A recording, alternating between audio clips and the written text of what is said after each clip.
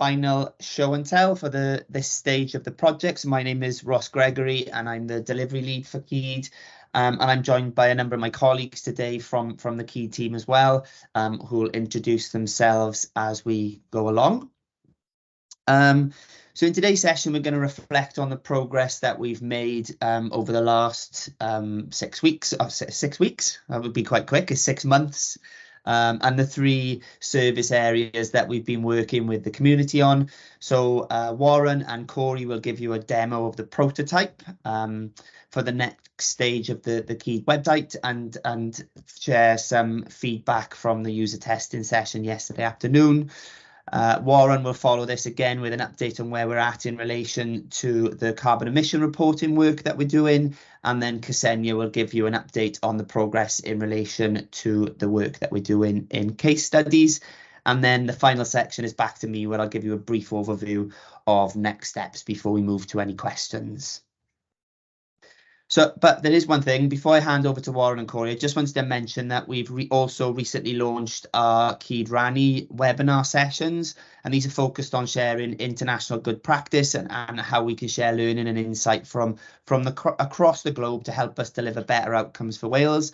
The first one was held on the 23rd of March, and we had a guest speaker from the Basque administration on the work that they've been doing in relation to their approach to commercial and procurement practices. And if you've missed that, then again, you'll find a recording on the Keed website. The next session is currently in planning, and more details will be made available on the Keed website and via our social media channels when that's available. So I'll hand over to Warren and Corey to talk about the next piece, if that's okay. Thank you, Ross. So my name's Warren Smith. For anybody who hasn't yet met me, I'm one of the commercial leads on the Keed team.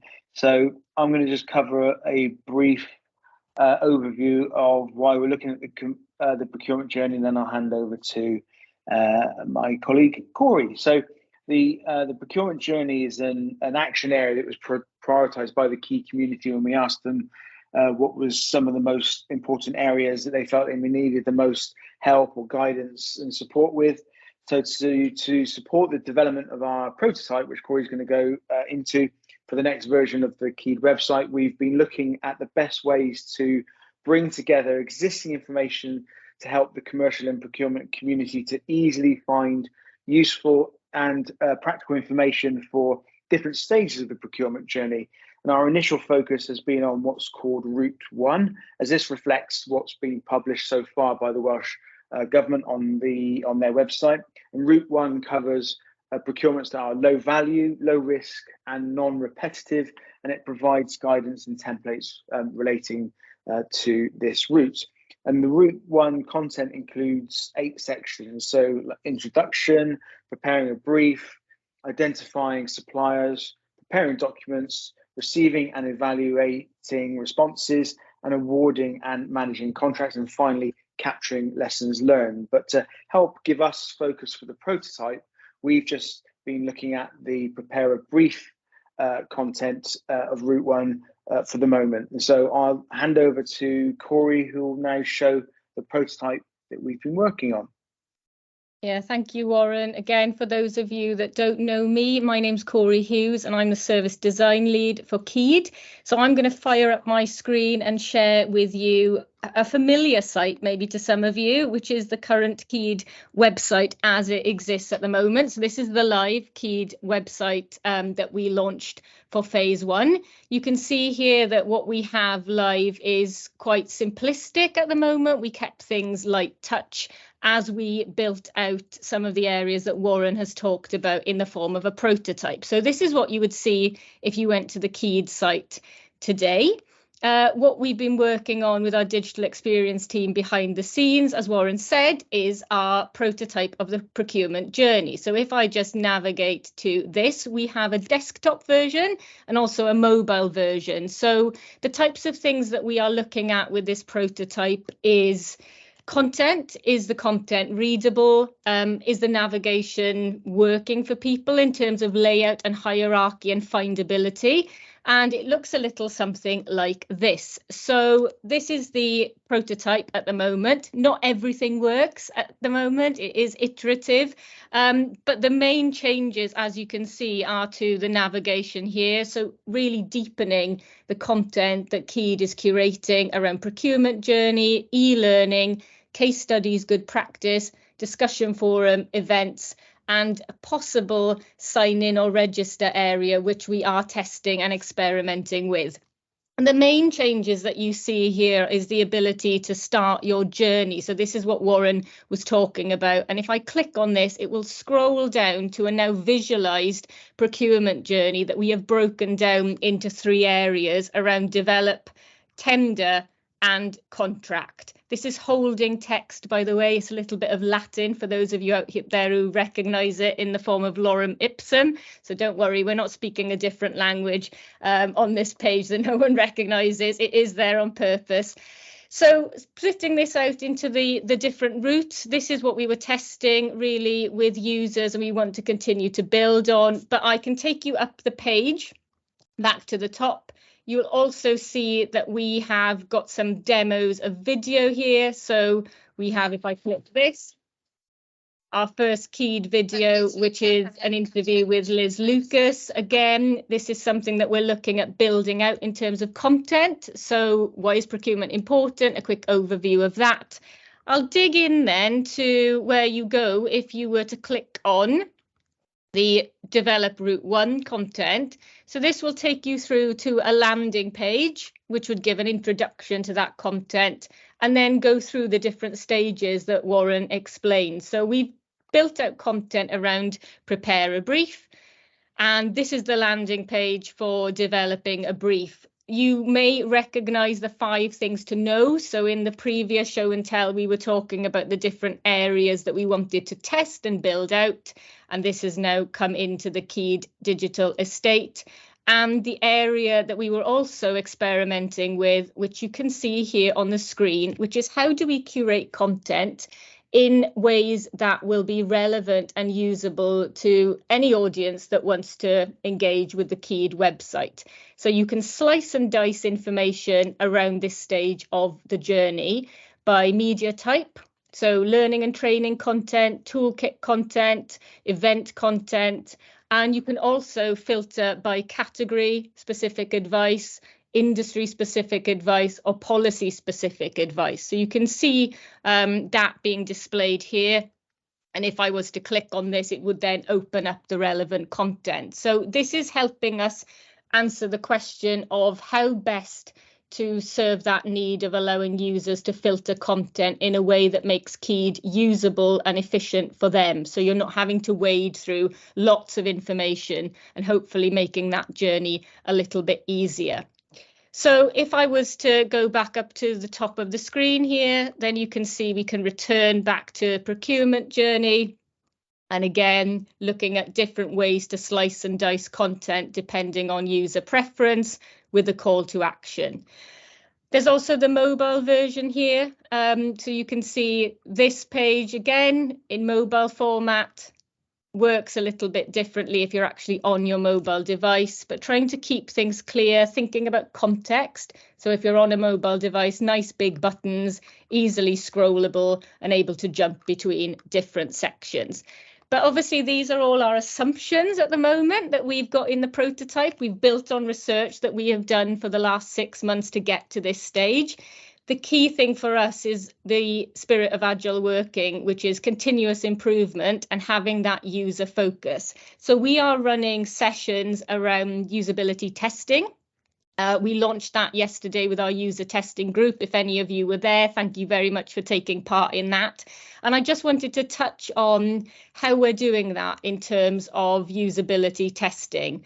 There's 2 ways that we're approaching this. One is qualitative. So we are asking users questions about the tasks that we're asking them to complete on the site. Things like, what do you find easy about the tasks that you performed? What maybe is a little bit unclear in the prototype? How could we improve it? So people are able to give us their thoughts and feedback through this type of format, which is really useful. So we're getting mixtures of opinions. Some people couldn't get things to work. Some people find the navigation easy to use, and that's great. We can take that away and iterate. But also behind the scenes, one of the other ways that we're approaching usability testing is through data visualization. So the tools that we're using allow us to dive into the feedback we're getting and use things like heat maps. So what you're seeing here is a heat map of one of the paths that we tested. We had some assumptions here, so it was great to see where users actually navigated our route that we set out versus people who went off path. So that shows us that users are navigating content in different ways, which is great to see. And testers who maybe needed to bounce off the website because they were finding the task a little bit tricky, which again gives us areas for continuous improvement.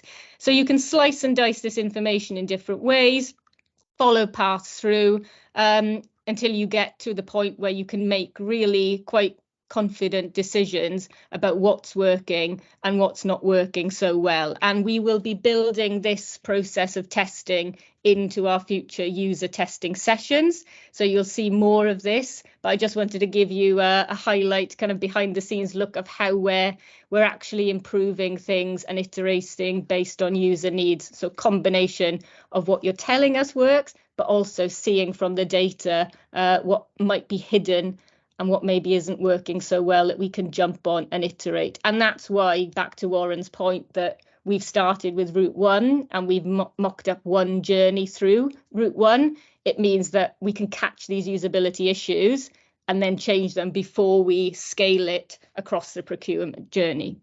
So I'll stop sharing my screen there. Thank you, Warren. Thanks, Corey. I'll just reshare the presentation, so bear with me. I'm wondering if that's going to go to the right screen. No, it isn't. And I think we're on the next bit, which is back to Warren. Back to me. Ross, you're on mute, but that's okay.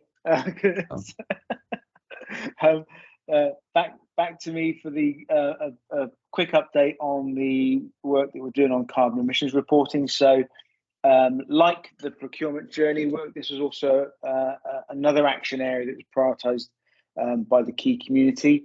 And this is particularly interesting because it's quite complex and challenging.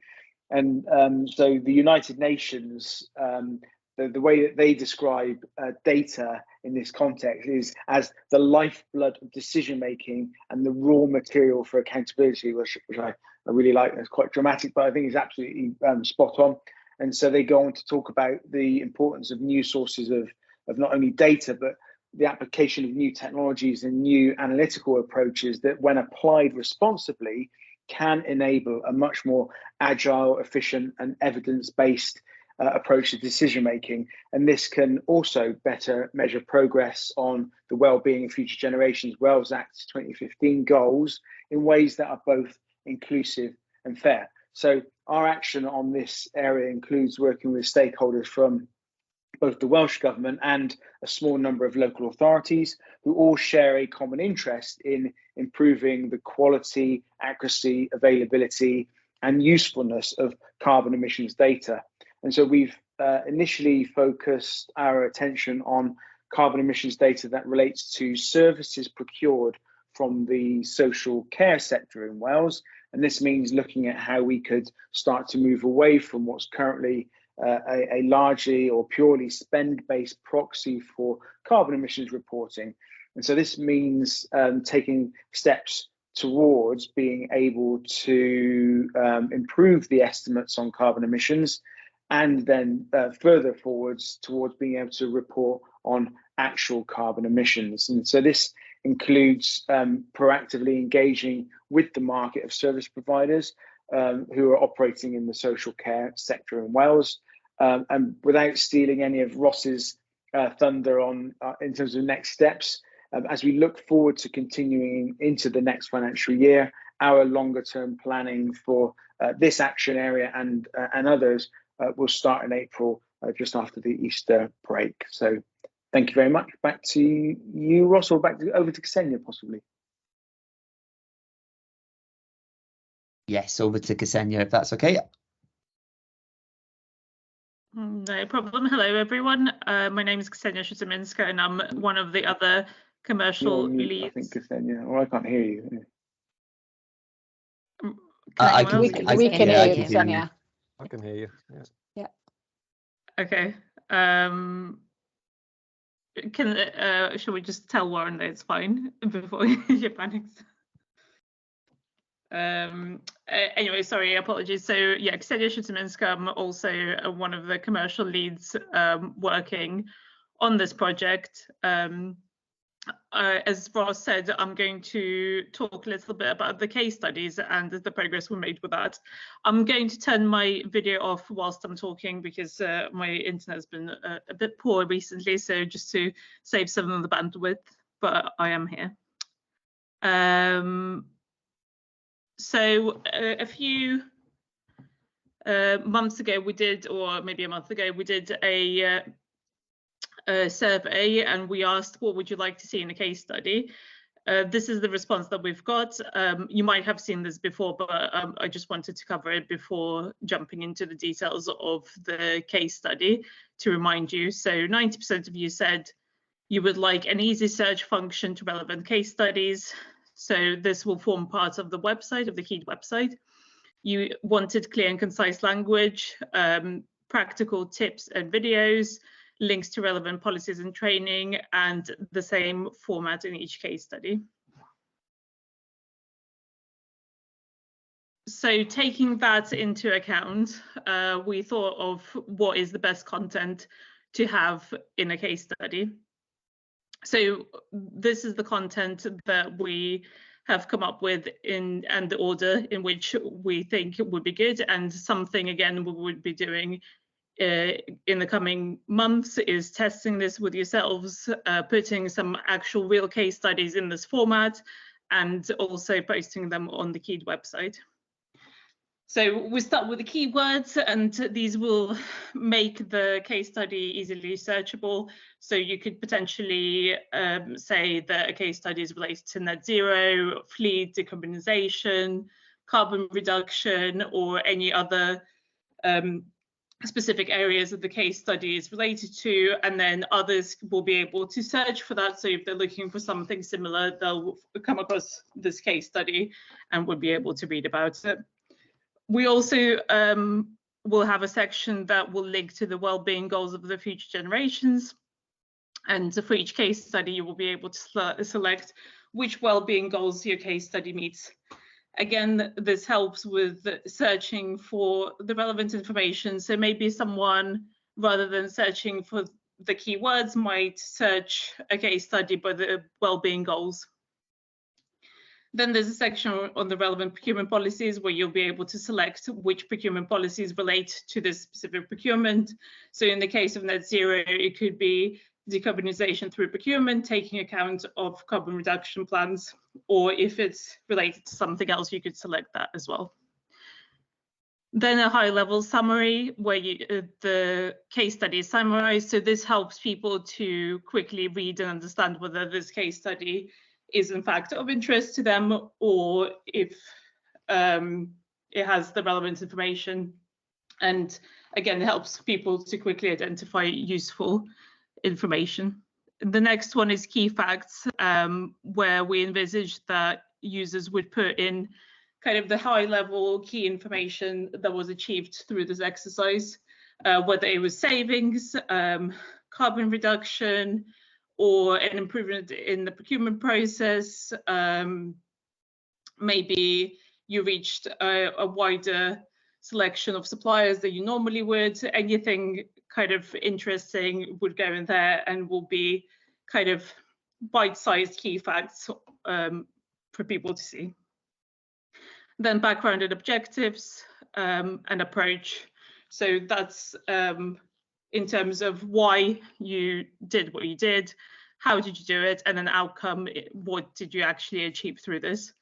So it could be a whole end-to-end procurement, but it could be just doing something different in a procurement process. It could be you identifying small areas of change within your organization that relates to commercial and procurement. And again, this is for others in the community to read and to kind of make use in their own organizations as well. Then we'll go into lessons learned. So this could be any good things that you've achieved, or maybe if you thought there were some challenges along the way, how did you overcome them? And this will be really useful for people to kind of understand.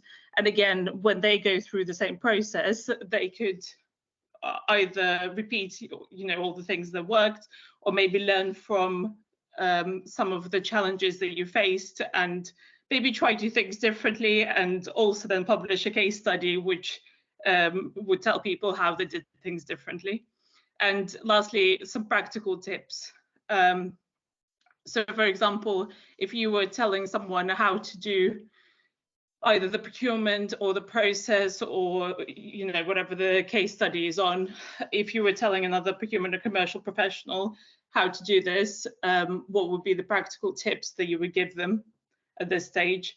And also, if you did something that was novel or something different from the usual processes, it would be great if we could record this here. And again, this really would help the rest of the community when they are going through similar processes, so everyone can learn from each other.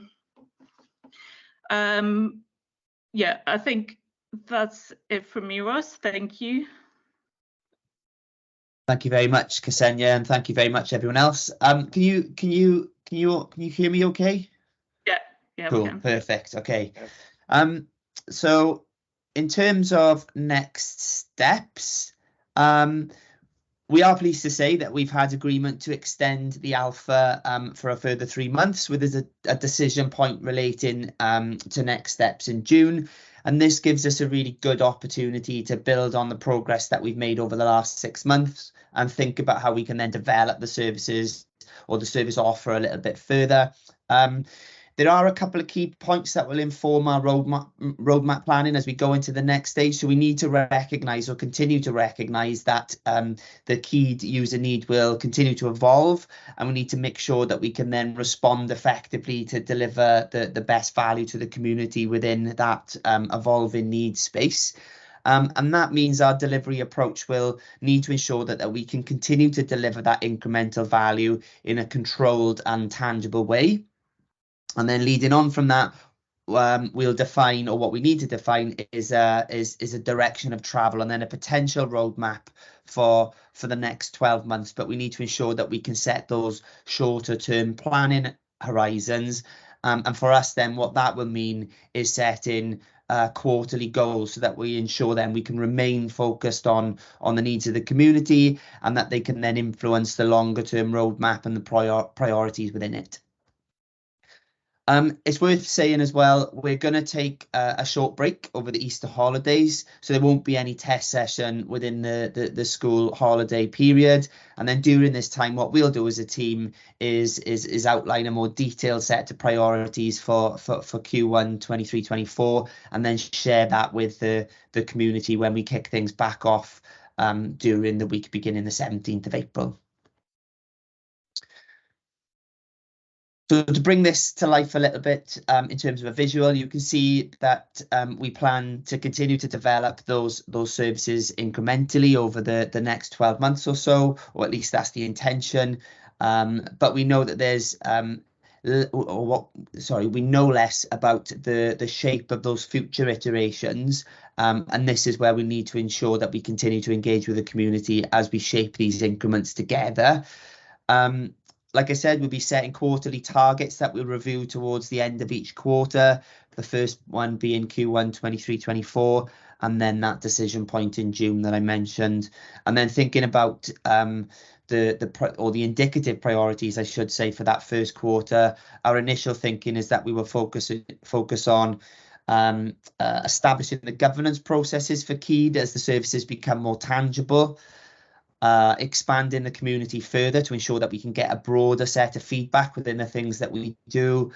Continue to iterate our services in relation to the things that you've just seen. So the best practice and the procurement journey, the insight through the carbon reporting or carbon emissions reporting and training, case studies and the things that sit around that.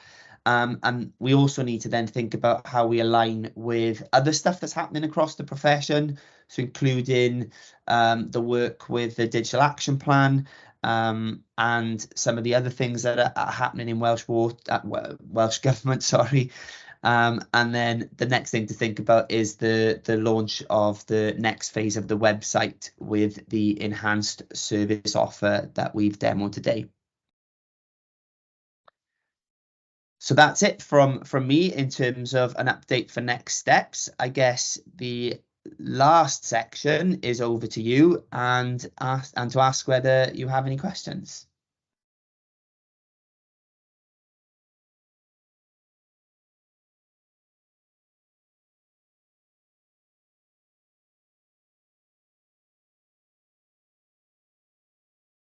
No questions? And just check the chat to see if anybody's put anything in there.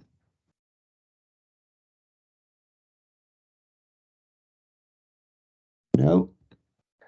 Okay, if there's no questions for this session, that's fine. I just want to do the usual thing and share our QR code for the user testing group. So if you're not already a member and you'd like to get involved with iterating some of the things that we've talked about today, then please join the group and use this QR code to access the form. You can also go to our Keyed website and you'll be able to join from there as well.